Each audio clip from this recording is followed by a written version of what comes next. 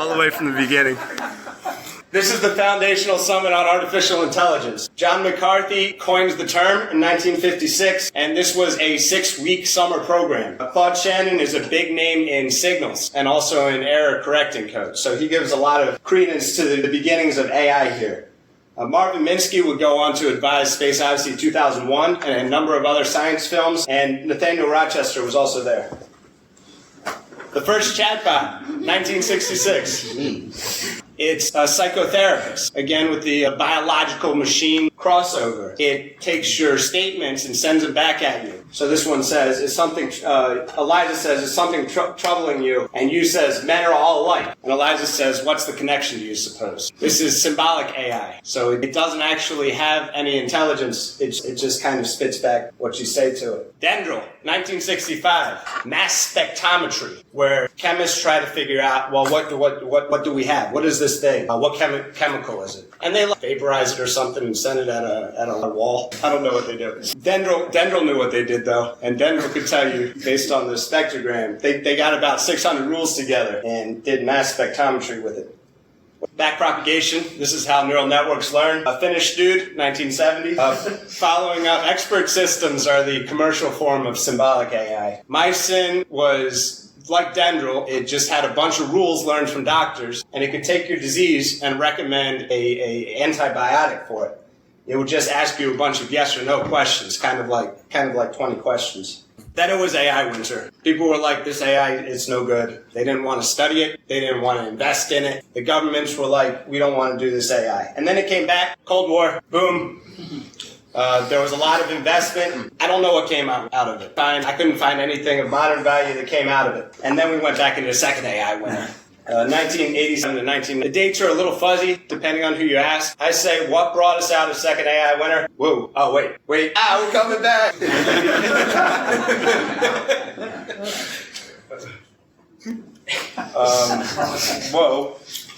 This section on modern AI. Deep Blue victory. Symbolic AI. It's actually just a search algorithm. So chess can be visualized as a tree, where you make one move and then your opponent has one of 10 moves to make. They searched them all with the caveat that they pruned the ones that were definitely not going to work, called alpha-beta pruning. This guy, Eugene Goosman, beat the Turing Test.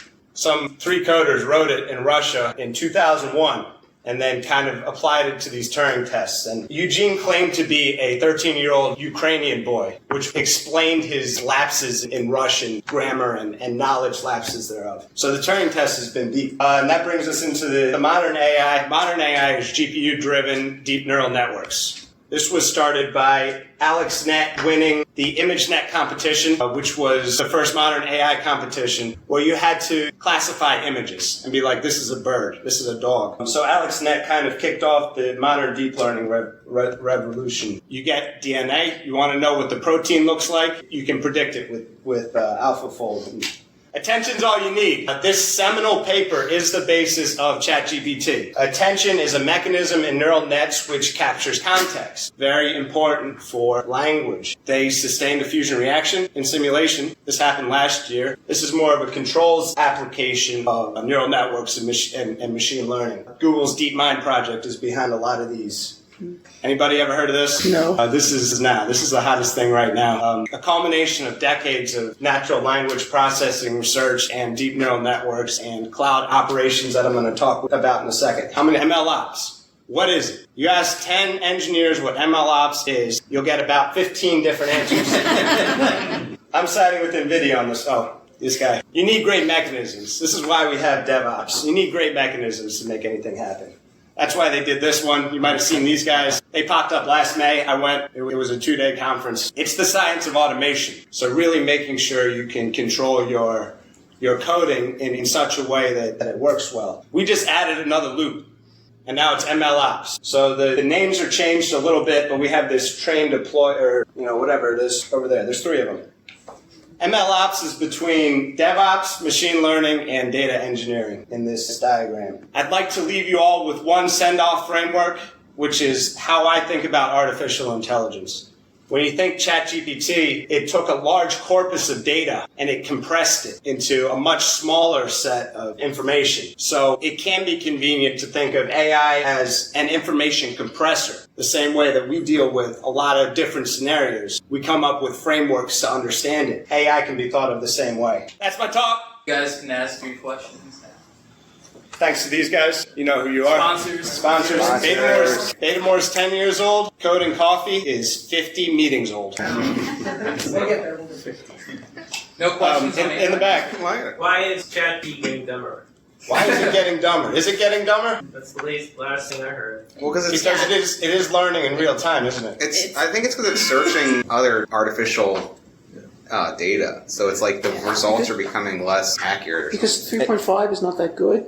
I think when you add Bing to it, it gets much better. Like Bing AI uses ChatGPT, and it never has ever come up with a false reference. Now, I'm not saying it's true all the time, but it can't do that. Well, I'm sure that there's ways that they're sorting through that data, and I saw recently that they even added like a meta tag for HTML sites where you can say this is AI generated, so other AIs don't search it. So it's kind of like, there's like robot meta tags. Like Stack Overflow. Robots.txt. It's like you tell basically crawlers like what your data, like how they can use your data, and you did it with AI now too. But hey, I got a question. So you said the Turing Test was beat.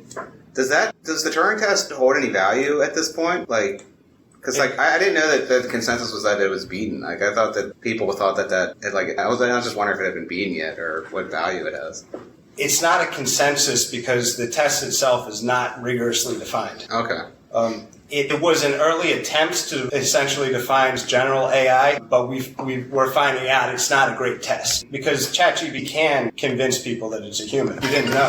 Mm-hmm. And yes, sir. Of the list of people that you presented as founders of AI, are there any that jump out as like, this is an interesting person that has an interesting story that would be valuable to dive into? That's a good question. I have a couple favorites in AI. One I didn't mention today is Ray Kurzweil, who kind of popularized the notion of the singularity. And also Norman Weiner from cybernetics. I think I find cybernetics in the 40s and 50s to be a cool field of study. Claude Shannon, too. Information. Claude Shannon, yep. With the ideas of the AI winners, is there a possibility for a third one in any way, shape, or form, or was that mostly because output was not really as robust as it was in the first attempts? I'd say it's definitely possible. But as a counter to that, AI has, I believe, not been so commercial as it is today. People were not working in it industrially in the 70s and the 40s. Is AI here to stay? I think so. But I'm not going to pour billions of dollars into it right now. Brian? Like in the next 10 years, say, what role do you see AI playing in society? Do you think it's going to be a major, huge thing, or what? It could really go one of two ways. I think we're going to be all right.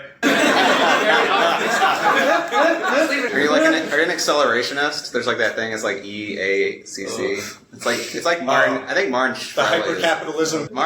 It's like Martin Shkreli, the Pharma Bro guy. Is like one of the original ones, and he's like pumping it on Twitter and stuff. Oh no! But it's like basically they think that it's definitely not a scam. It's like AI. It's like don't be afraid of AI. Like we need to start using AI even more. So I don't know. Sounds like March. Well, I've been enjoying ChatGPT personally. But I guess my question is, do you think it's going to replace a lot of the things that we do manually now? And is it going to change society in any way? Or is it just, you think maybe it's just another technology that we integrate in the same way we integrate Google and stuff like that? Self-driving cars are here. Yeah. I think we'll see that. San Francisco is covered in them. It's creepy. Horrifying. Yeah. It's so weird to see them driving around, going through stop signs. Yeah. We're now, for the first time, we're kind of masters of language. So we're able to process a lot of text that was previously intractable. We are really compressing human knowledge now. So I think we do have... I think things like ChatGPT are here to stay. I have a question. Do you think there'll ever be some kind of rating standard for the guardrails that are built into AI? Because that's a major discussion now. Like what topics their AI doesn't want to go into and stuff like that. Like will there ever be some kind of way to judge that? Because that's becomes really, when you have these huge amounts of data, it becomes really important. Like, what data are you not searching? What data are you calling misinformation? You know what I mean? Are you talking about biases in the data set? Yeah, do you think there'll be a way to rate that or judge that for other than just looking at the data? Well, that's the basis of constitutional AI, isn't it? What Anthropic does, they essentially have a constitution that says this is truth.